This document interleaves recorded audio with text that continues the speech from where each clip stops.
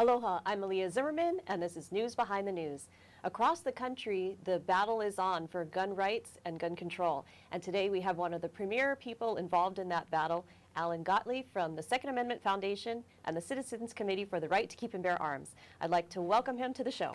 Great to be back with you, Malia. Thanks. You were on here before, and thanks for coming on again. Oh, it's my pleasure. So you're here from Bellevue and visiting Hawaii? Yeah, from Bellevue, visiting Hawaii. It's nice to get some sunshine and some nice warm weather. Back home right now, there's a big cold front going on, so it's good to be here. And also, you are a fan of Hawaii. You and your wife come frequently, and we appreciate your support of our tourism business and coming to Hawaii to enjoy our beauty as well. Because you live in a beautiful place. We do, but we also come here a whole lot to defend gun rights as well, and to work with gun rights activists and organizations here in Hawaii. Yes. Okay.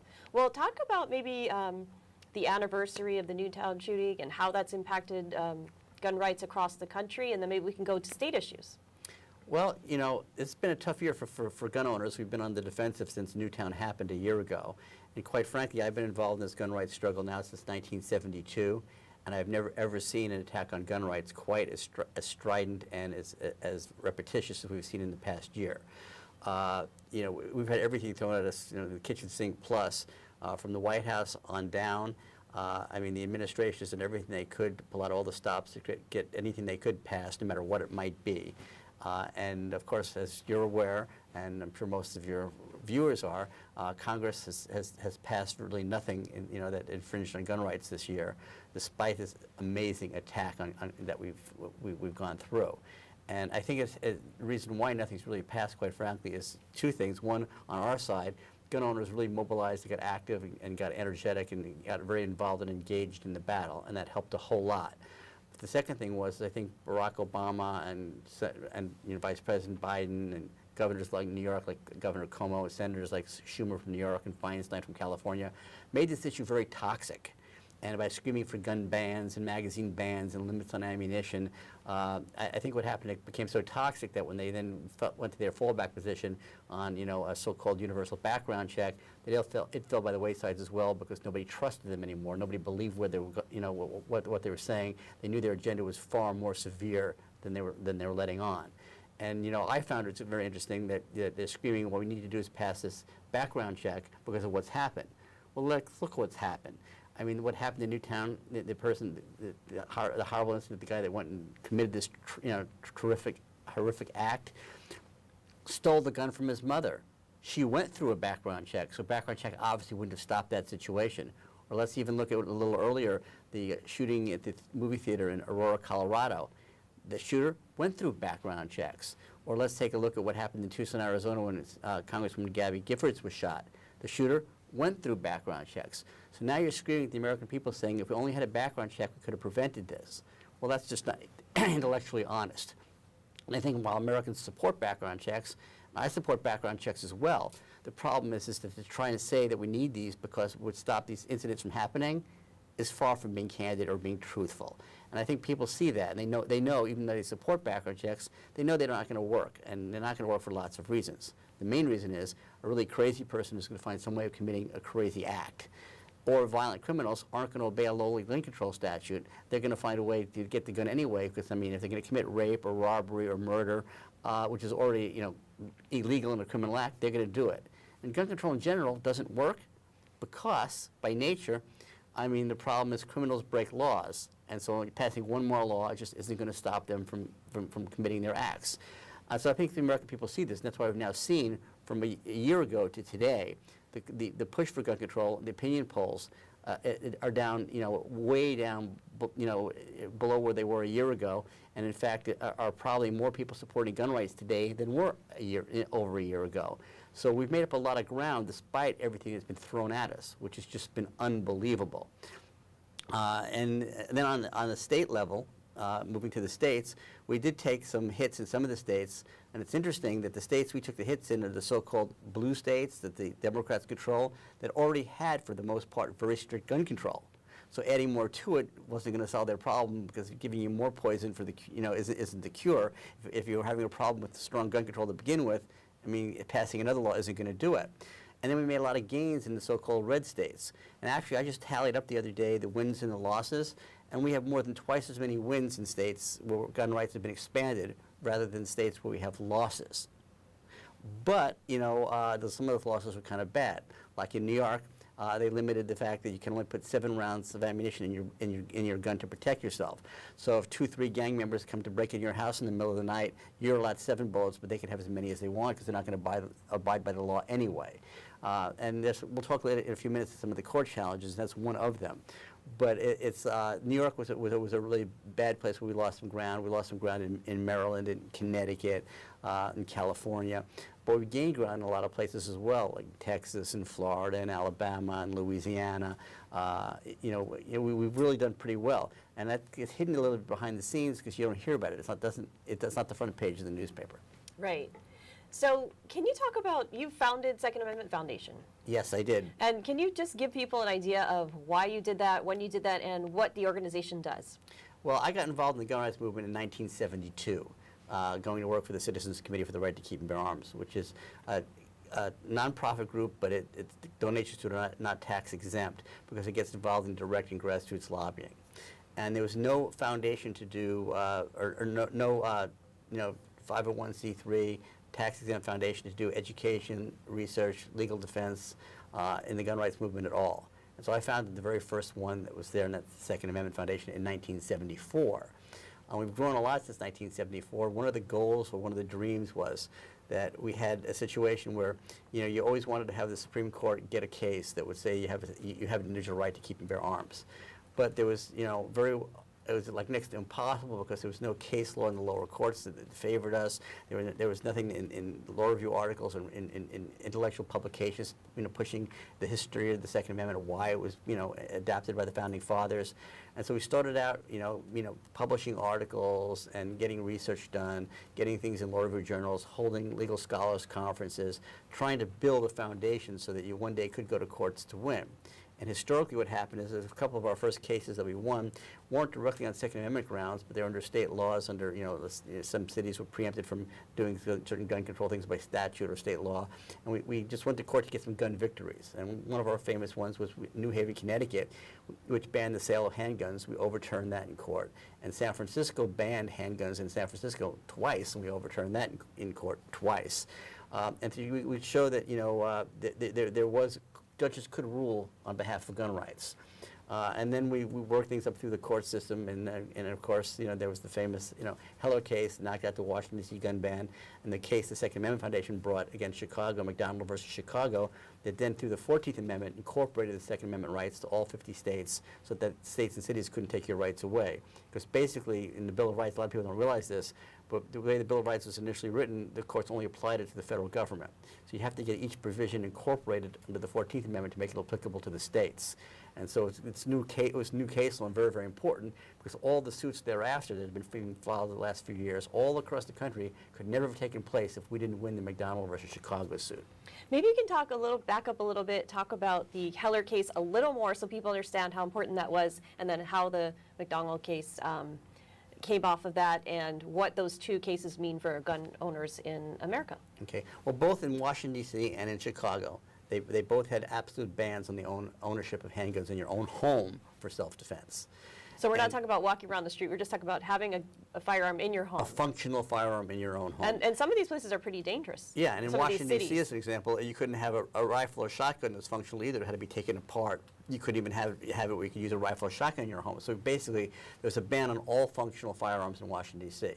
Now, the case Heller got brought in Washington, D.C. because, again, if you would have brought it in, if you would have done Chicago first, you could have said, well, gee whiz, it doesn't apply to the states, we're just going to throw it out of court.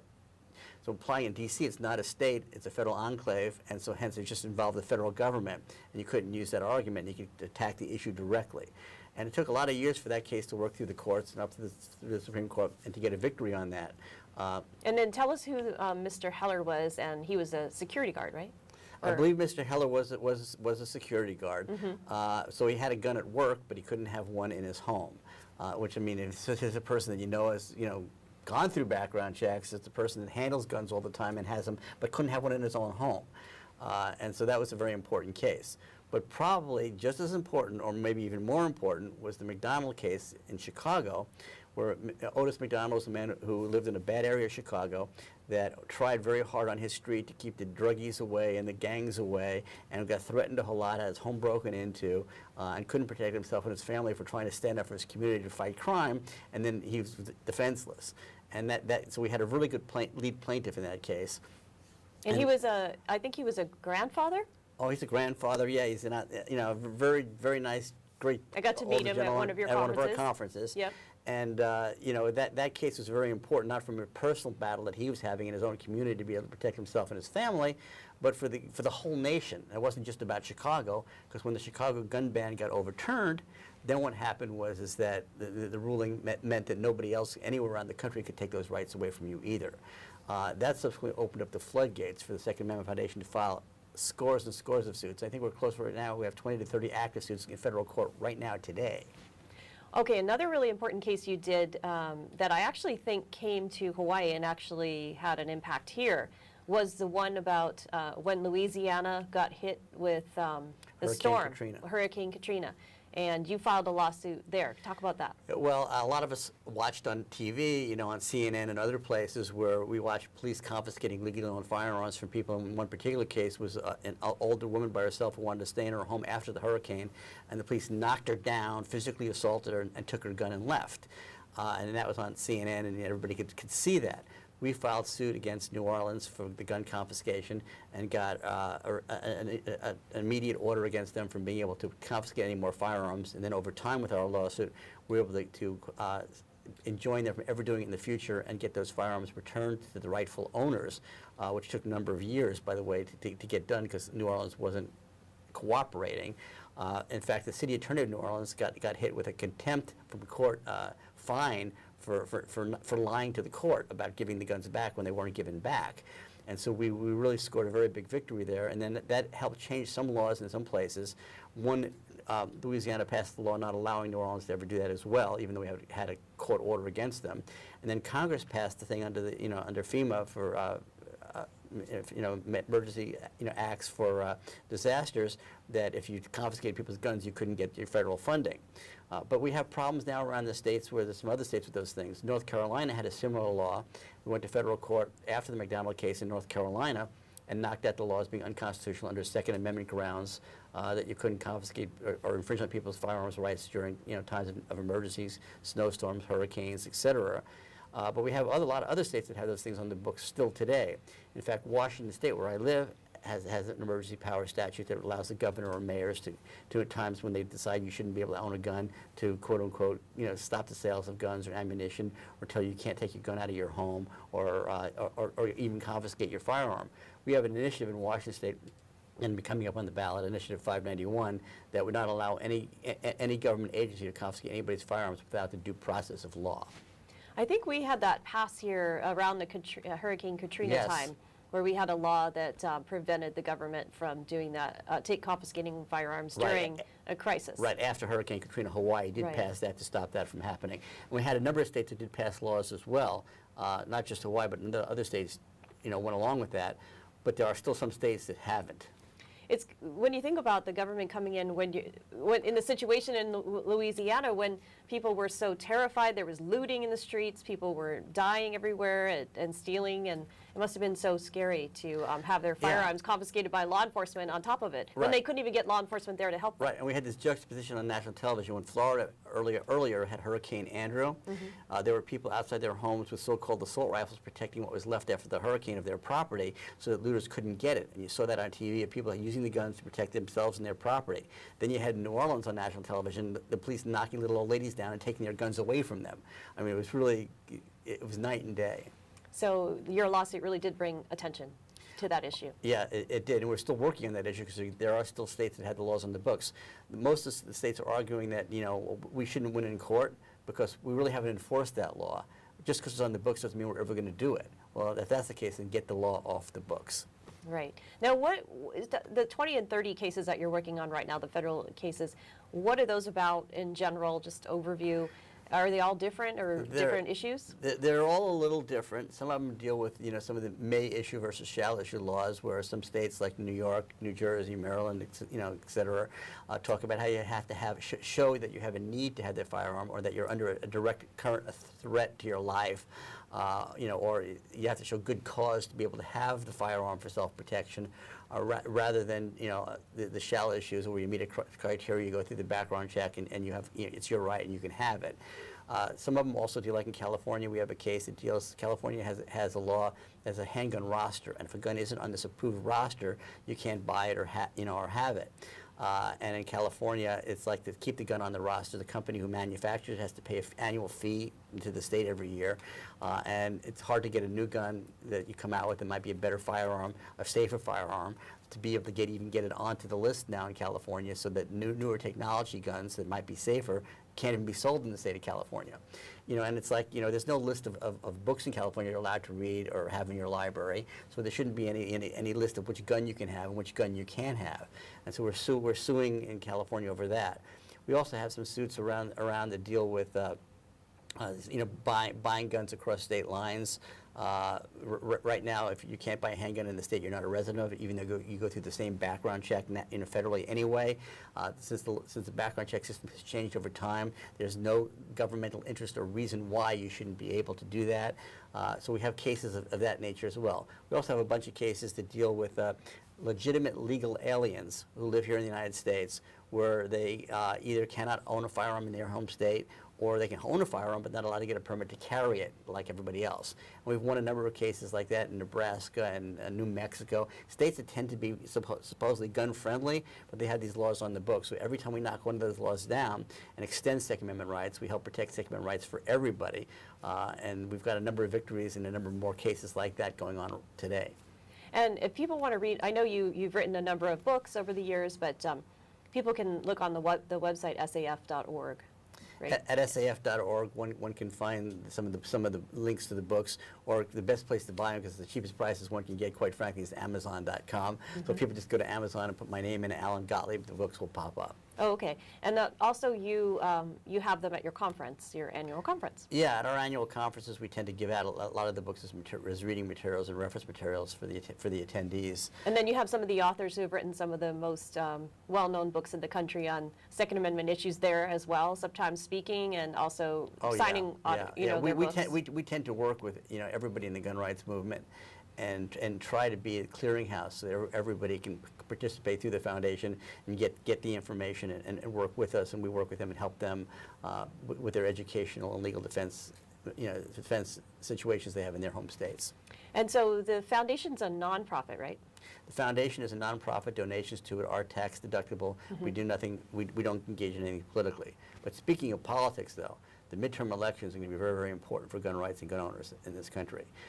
Particularly because, in all our legal cases, when you get to the legal side of this, which we just talked about, it's judges. It's all about, rule of law by judges, and sometimes it's ruled by man, not ruled by law. And unfortunately, Barack Obama is using gun rights or gun control as a litmus test for who he appoints versus judges.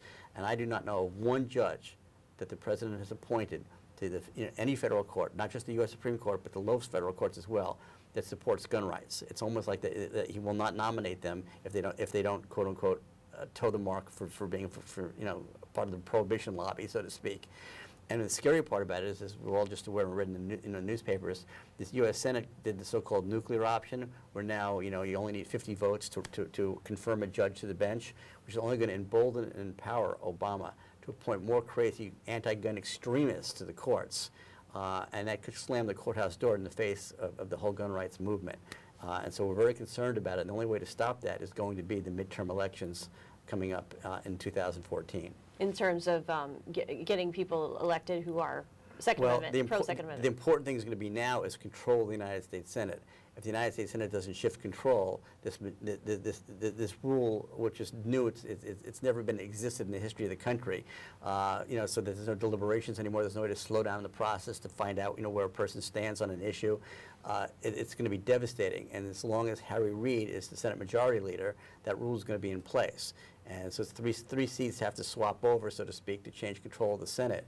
So for gun owners, this could be the most important election we face in our history. So President Obama's on his way to Hawaii soon, so you can wait around and talk to him directly. How's that? Well, he doesn't even want to talk to us. We offered, after Newtown happened and the White House was trying to put its agenda together, what can we do to prevent these things? We offered to sit down and meet with them. They didn't want to meet with us. They only want to meet with the gun prohibition lobby. They don't want the input from our side at all. I mean, it's so polarized. They've made the issue so toxic that there's no way to even work together. That's too bad. That's kind of summing up Washington, D.C. right now, right? And the Congress and so on. Unfortunately, it is. And the trend line looks like it's going to get worse, not better.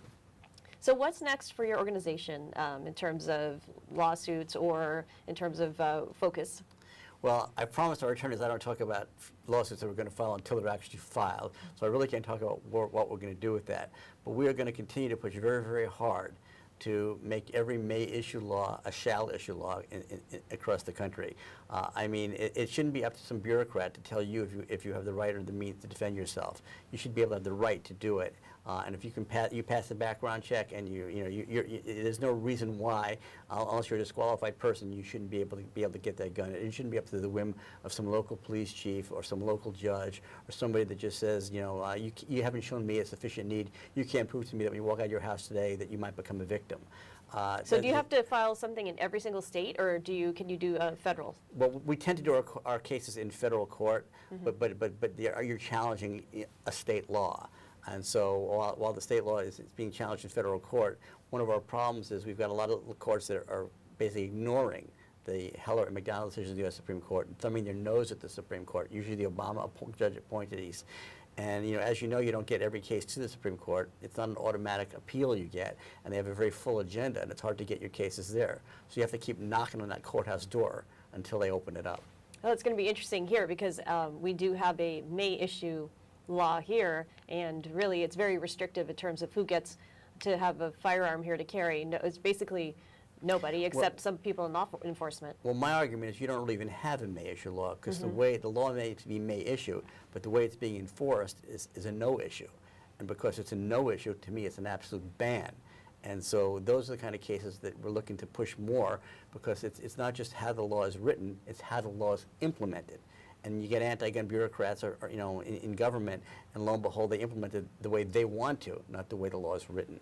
Well, I've done a lot of stories on how people here, there's other ways to restrict firearms ownership, and one of them is just to make it so difficult and so bureaucratic that people don't have time to wait in 9 hours in line over 3 days. They, come one day, they start to line up at midnight, and they get their chairs out, and there's nowhere to park, there's nowhere to go to the bathroom. They're basically spending all night there. And then they wait to get in line to get the paperwork. They can't download the paperwork to fill out, and then they have to do all these things. And basically, it takes just to get a handgun here 3 days of waiting in line at the police station. There's only one place to go, and so they make it very difficult. And they could make it so much easier, or they could make other locations, but they don't want to do that. Well, let me give you an example. I mean, in New York City, if you want to get a handgun to have just in your own home, not forget about the carry part of it, just to have it in your own home, there's only one place in all of New York City, which is rather large, where you can get that permit. And likewise, if you want a rifle or shotgun, there's only one place, but it's a different place. And they make it next to impossible to do it. And it's like a 9-month wait for them to approve it. I mean, you could be a victim a score of times in 9 months. The other issue that we have here now is that there are not ranges on every island for people to practice at. There's one range here on Oahu, and just yesterday they closed part of it because it was, that's in Koko Head, and this I'm talking about on Oahu, because nearby residents are saying that bullets are going into their homes or their cars because the facility is so dilapidated that it needs to be fixed and it needs to be made more secure. And so that's the allegation is that somebody is shooting improperly and the bullets are getting into the neighborhoods. And so that part of the range, which is the only place on the whole island, if you're not a military person, that you can practice shooting a rifle. So now that's another restriction. Now these people who want to. Well, we've seen that in lots of places. We have a suit right now in Chicago because with Chicago, we won the things that they couldn't ban your gun in your own home. They made as a requirement to have the gun in your own home that you have to go to a gun range to prove that you're proficient with the gun, and then they went back and banned gun ranges. So there's no gun range in Chicago where you can do that to comply with the law. We won a suit over that, and so then they amended that law, but they amended it in a way that makes it next to, so now you can have gun ranges, but they make it in a way that's impossible to build one, so you really can't have one anyway, and we're still suing over that as well. So that's another one of the suits in court. Because You think they would want people to practice so that they aim straight? well, you know, It's only common sense. yeah, well, they hear that they want gun safety, not gun control. Well, there's gun safety, but they oppose that. You know, and then you also have where they talk about we need licensing. Well, but will they give you a license to carry a firearm in Hawaii? No. So I mean, they're for licensing unless we can stop it. We're for gun safety unless we can stop it. The truth is, they really want to prohibit guns completely and take away your right completely. That's their end game, and we all know that. And so gun owners and people who care about freedom in the country need to understand that the end game is gun confiscation, gun prohibition. And the bottom line is that if you give them an inch, if you give them something, then once they get that, it only emboldens them, empowers them to come after everything else later on and go for their whole full agenda. And that's one of the reasons why gun owners have to try and all the time build these firewalls and stop them no matter what that's doing, even if it may sound like it might be legitimate or it might even be responsible. It's not, because it's not all they want. They want all your guns. So what is it that drives you? You've worked on this issue for decades, and what is it that keeps you so focused and passionate about it in the last minute of the show that we have? Well, I guess I'm an advocate for individual freedom in general. And one of the biggest things of individual freedom is the right to be able to have the means to protect yourself and defend yourself, defend your community or your country. And that's really probably what drives me with it. Mm-hmm. And then, so what's next is the conference that people can attend? Well, our next Gun Rights Policy Conference, again, is in Chicago on the last full weekend of September of 2014. And it's a great conference. If you want to get involved in the issue, it's a great place to start, even if you're just a novice. And if you know nothing about Second Amendment rights at all, or the issue, what books would you suggest people read, or what websites would they go to? Well, the best place to start is to go to the Second Amendment Foundation's website at saf.org, or just put Second Amendment Foundation in your browser and we're going to pop up. And from there, it's a wealth of information. And it's showing up on the screen right now, the website. Oh, great. Yeah. Thank you. And you've written books, and they can look on Amazon for that. Yeah, just you Google me or just go to Amazon.com, and if you put just gun books in Amazon, mine will pop up. And I know you don't want to play favorites because there's so many good authors out there, but John Lott he's been on the show.